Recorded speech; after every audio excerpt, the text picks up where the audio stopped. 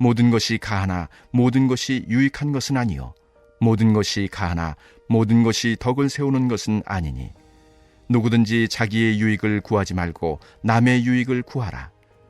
무릇 시장에서 파는 것은 양심을 위하여 묻지 말고 먹으라. 이는 땅과 거기 충만한 것이 주의 것임이라. 불신자 중 누가 너희를 청할 때에 너희가 가고자 하거든 너희 앞에 차려놓은 것은 무엇이든지 양심을 위하여 묻지 말고 먹으라. 누가 너희에게 이것이 재물이라 말하거든 알게 한 자와 그 양심을 위하여 먹지 말라.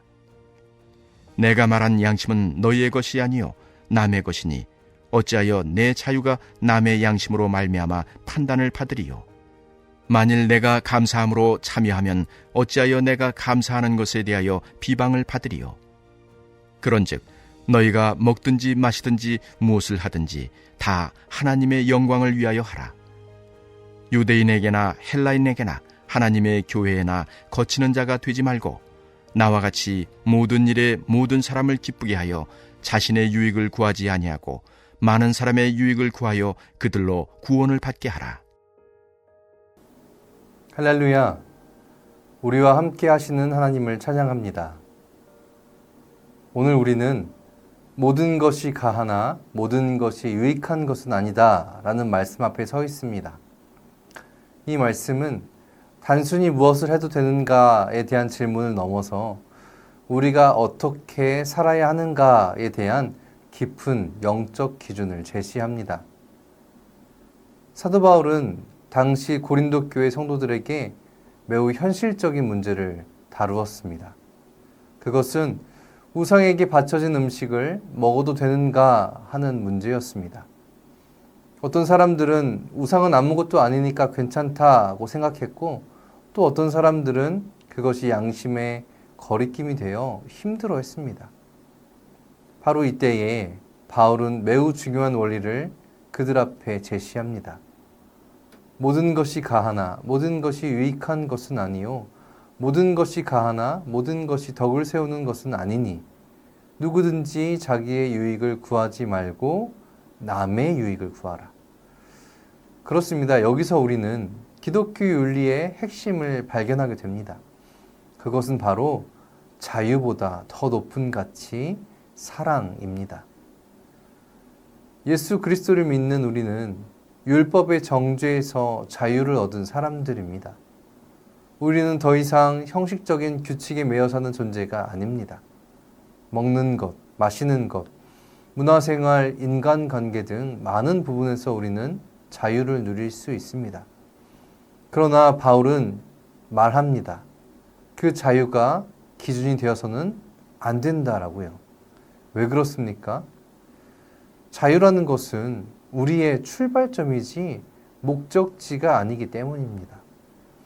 하나님께서 우리에게 자유를 주신 이유는 마음대로 살라고 주신 것이 아니라 얽매이지 않는 사랑을 할 수 있도록 우리에게 자유함을 주신 것입니다.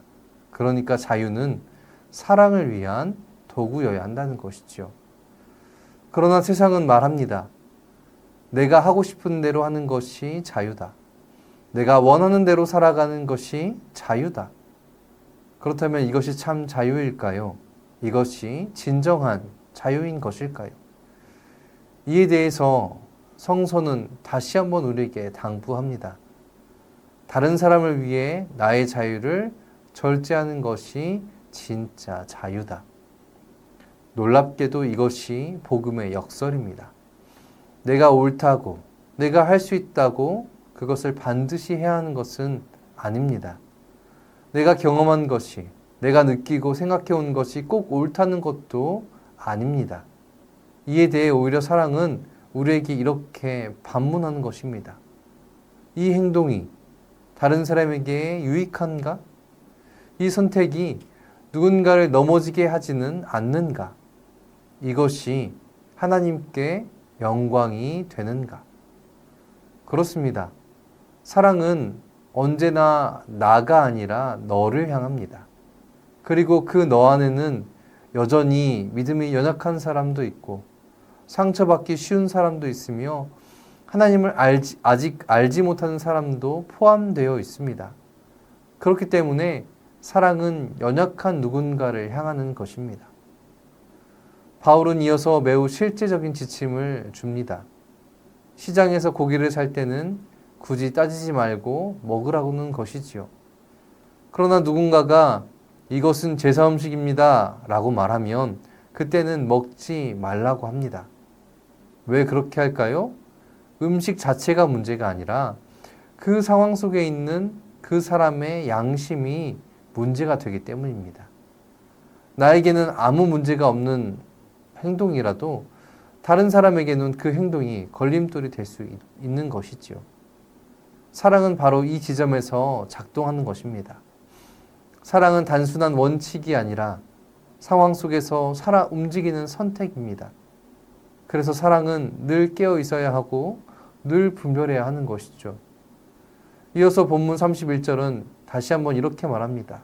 그런즉 너희가 먹든지 마시든지 무엇을 하든지 다 하나님의 영광을 위하여서 하라.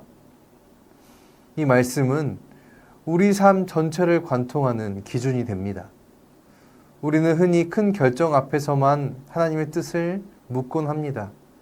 그러나 바울은 아주 일상적인 영역까지 하나님을 생각하라고 말합니다. 먹는 것, 마시는 것, 말하는 것, 행동하는 것, 이 모든 것이 하나님과 연결되어 있어야 한다는 것이죠.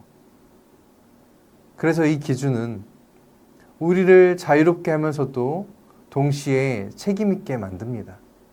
왜냐하면 우리는 더 이상 내가 하고 싶은가를 기준으로 살지 않고 하나님께 영광이 되는가를 기준으로 살게 하기 때문입니다.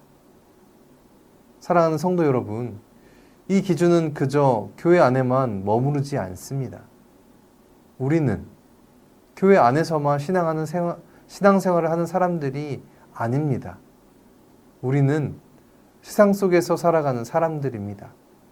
그래서 우리는 직장에서, 가정에서, 그리고 인간관계 속에서 끊임없이 선택해야 합니다.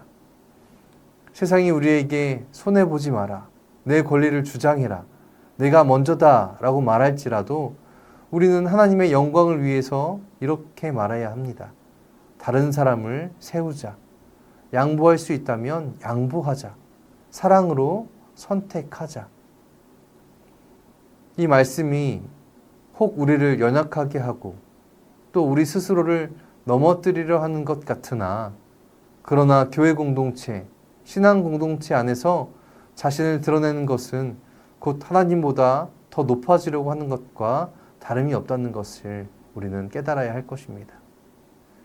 예수님께서 말씀하셨듯이 보이려고 기도하는 바리새인의 모습보다 가슴을 치며 나는 죄인이로소이다 라고 기도했던 그 세리의 기도를 하나님께서 받으신다 라고 했던 것처럼 우리는 하나님 앞에서 모두 동일한 죄인임을 기억하며 서로를 섬기고 사랑하며 존중하고 위하는, 그것이 하나님께 영광이 되는 자로서 바로 서는 자의 모습, 그렇게 살아내야 한다는 것이지요.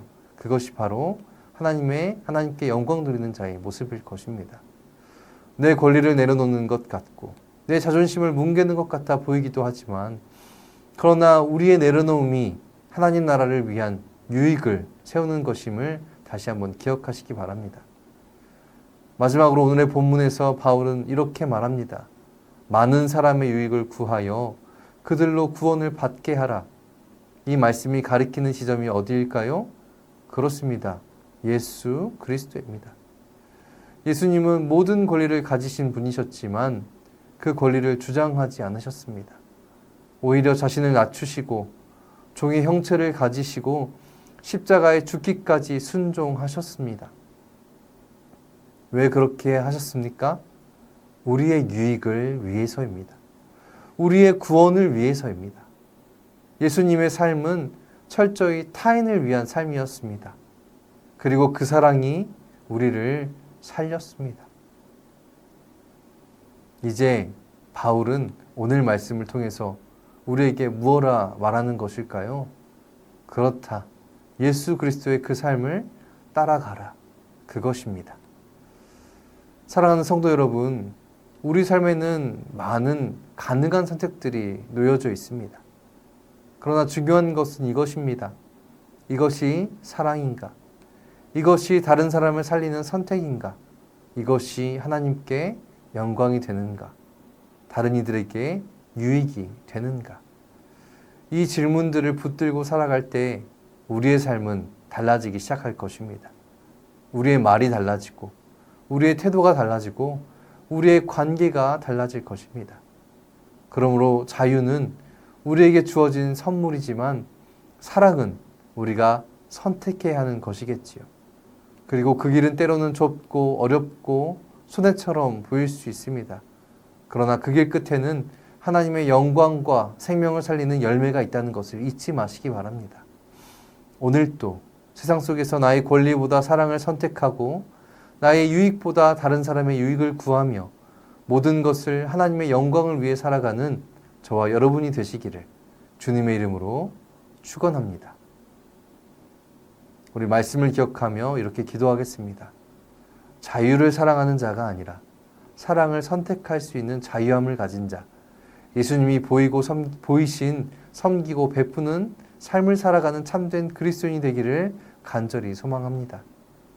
우리 두 번째는 새성전이 하나님의 은혜로 날마다 든든히 세워지게 하시고 우리 또한 주님의 은혜로 새성전을 향해 한 걸음씩 믿음으로 전진하게 하여 주시기를 간절히 소망합니다. 우리 함께 기도하겠습니다.